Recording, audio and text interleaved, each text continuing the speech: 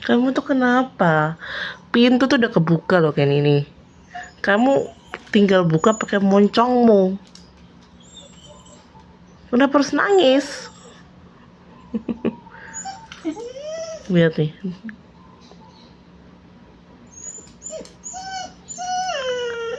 Dia nangis karena dia mau keluar, tapi dia nggak bisa buka pintu.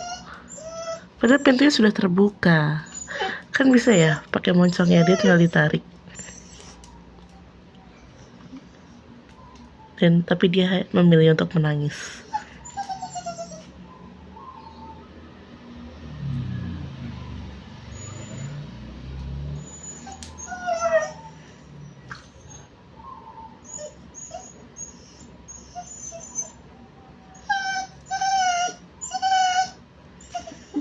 Iya, iya, iya, iya, ayo. Dasar bayi bagong.